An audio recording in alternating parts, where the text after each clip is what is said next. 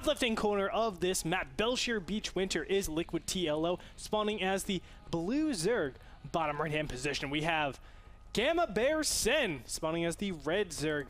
Sen, one of the most lovable Taiwanese players. Now, he has fallen off of the tournament scene and the foreign scene. He's really stuck to the Taiwan. Falling off is the wrong way to describe it, though, Andre.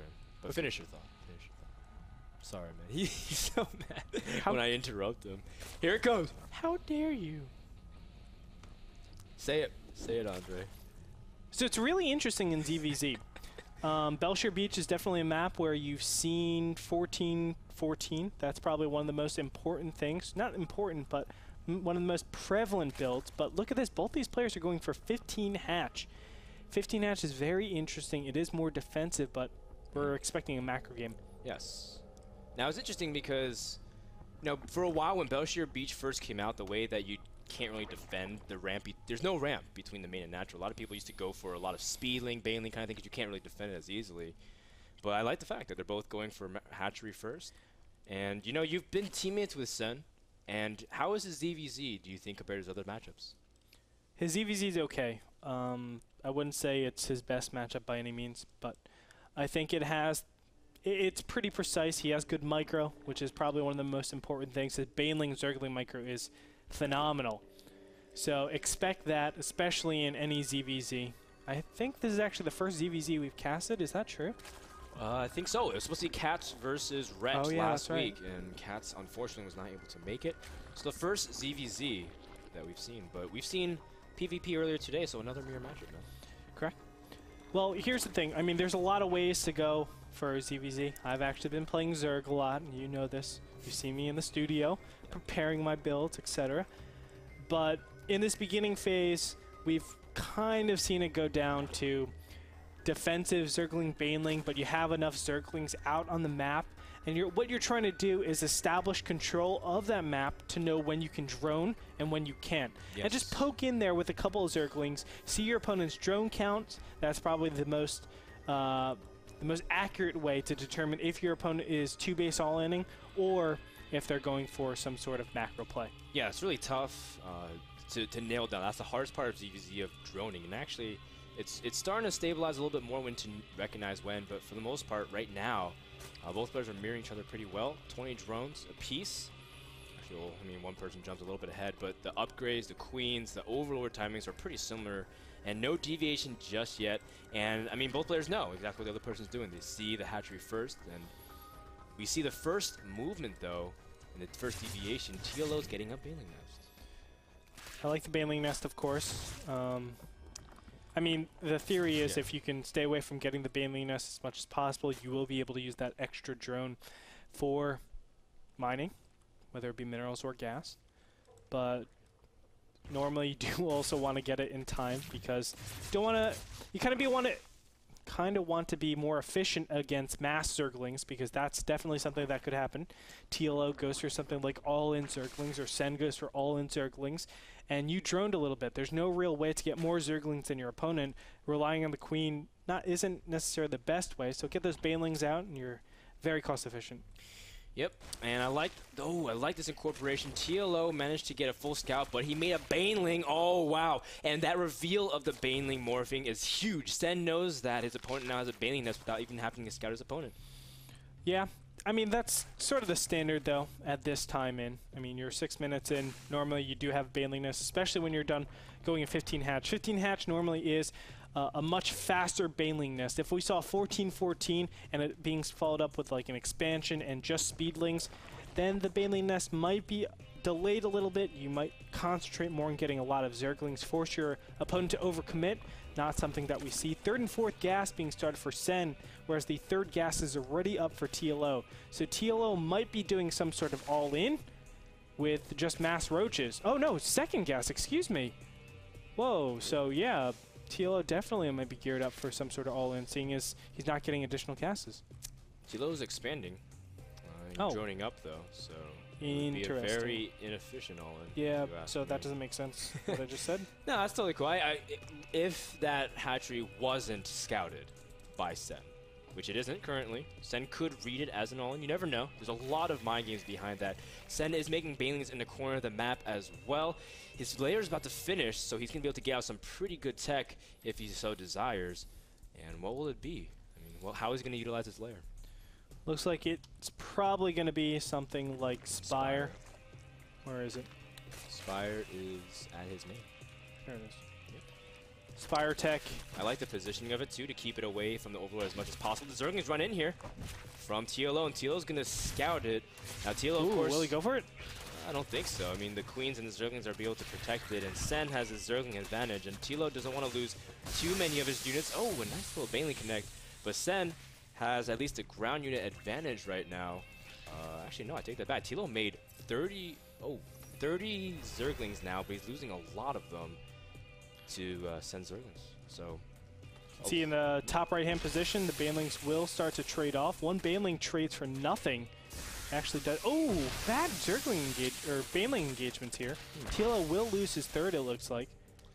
Yeah, TLO can't really defend this third, so he's getting his infestation bit. He knows the Spire is coming, in fact. And ooh, nice snipe there on the Spire by TLO, and Sen immediately forced to remake it again. That's very big. Yeah. It's interesting that Sen went for Spire Tech. Normally you go Spire Tech when you know you're in an advantage. Now that it has been revealed, it is a little bit tougher to be consistent, like consistently win with Spire Tech. A lot of times your opponents just have a lot of timings built in. Not only that, oh, actually, what is he doing with these Banelings over here? Wow. There is 12 Banelings there. Oh no, but the drones are all cluttered, or are they? Sen splitting up and losing about 7 drones there, and the Zerglings are trying to go in for another wave. But Sen holds very nicely. In fact, he had a drone advantage, so he's actually not down that much. But TLO is not done with the aggression yet. He still has to get better connections with his Banelings, but not really that effective. And we see that second wave of TLO is much less effective than the first. Looks like Sen will stabilize. Let's check the income tab. 44 drones for TLO, 36 for Sen. So wow. Sen is behind at this point, and infestors are already on the way out. Pathogen glands has been researched, and it's almost finished. So it's a nicely timed out. Unfortunately for Sen, just now Spire Tech is kicking in, and that kind of sucks, man. I mean, infestors are able to deal with mutas really well. They can defend against them pretty efficiently. As soon as TLO gets something like, I guess, Hydras, he will be able to clamp down. You don't actually have to mass up in all Hydras. Just get a couple, 5, 6, and then roach out from there, because you're expecting your opponent to go Zergling, Baneling, Muta. And how will Sen utilize these Mutalisks? He's going to do the old-fashioned way of controlling the map and then trying to expand while he does this. TLO, he picked a really good time. He forced to cancel on the Spire, knew that it would be a while before Sen would be able to do anything. This third is going to be forced to cancel. Ooh, or doesn't. Not. Huh. Meantime, Sen will clean up all the Overlords on the map. Of course, that's one of the biggest advantages of going Mutas. You're able to get complete map control and map dominance in terms of sites. Overlords, obviously, for yourself being on the map, not so much for your opponent. So Sen will surely love that. In the meantime, what do we have coming out from TLO? Just infestors. He's just massing up infestors. Not a big fan of that. Yes, infestors are great, don't get me wrong, but I think you do need some sort of meat to your anti-air. Don't want to rely on just infestors, because it's very easy to spread out your mutas, come in at different angles. All of a sudden, those infestors become a lot weaker. You rely on infested Terrans, which are energy or fungal growths, so it could potentially empower whatever it is you have on ground. I like the fact that Sen, he's keeping Overseers close to TLO's base, knowing that TLO has burrows, so if there's any kind of movement, he's tracking it, and the infestors really can't do much about it. TLO starting to spread creep with his own Overlord, trying to connect his bases, because that's going to be the most important thing, trying to defend mineral line to mineral line. But for now, Sen's getting an economic advantage, getting that third. For the most part, this time it's uncontested. Yeah, and TLO is just gearing up for some sort of 2-base all-in. I can't see him doing anything differently. It's very hard for him in this position to actually take a third. Belshire Beach does present itself with a line-type formation. You can see what I mean by that is the third goes in a line rather than Antigua Shipyard, which has sort of a triangle formation. When you have a line, you have to cover a lot more area, a lot more position. That makes it tougher. You need a lot more units to cover this area, and when mutas are out in the field, that's one of those units that can really punish a player that doesn't have enough units for the position. Yeah, absolutely. And I think Sen right now is just feeling really comfortable, just getting his tech up slowly. His upgrades are about to finish with +1, his Roach speed, and his Hydralisk Den. So he needs a little bit more time, but he has the exact tool he needs to buy it. As we do see a move out here with Roach's Hydras, and he scouts it. How will Sen choose to prepare? He's making a lot of Roaches in preparation for this push. Dan, I think this is too many Hydras. I know it's just, let's go ahead and look at the units tab, but I know it's only 12, but 6 is fine. Rely on your Fungal Grills. It's 10, actually. There's 2 not there, but still, yeah, Fungals plus Hydras can destroy Mutaballs. It depends on how it is, but Sen's going for a counterattack. Wow. Wow, he's going to try to see if he can base trade at least, or at least summon the army back of some sort. TLO's defenses are pretty weak considering he doesn't have much anti-air here. Yeah, it's unfortunate. It looks like he goes into the main. A single Spore Crawler is there to defend, but Hydras are on the production tab, and they should help out quite a bit. Actually, they just get rallied right into those units, but in the meantime, there's a big engagement going down at the natural Sen space. Oh, the Fungals on the Roaches of Sen. Sen does have a good concave, though, and the Hydras are trying to force themselves up. TLO doesn't have much energy left on his Infestors. He's going to burrow them, try to salvage them. As Sen now forced to pull some of his drones. He is still, he was wreaking havoc in the main. He's pulling back his Mutalisks to try to fight the army back in his natural. Oh my goodness, and the Mutalisks do get, you said it, evacuated. So it looks like all the damage that is being done to Sen is going to be permanent. He can't actually rely on this trade, this base trade. And TLO, it looks like this base, or excuse me, this push was successful. Maybe I was wrong. Those Hydras were enough.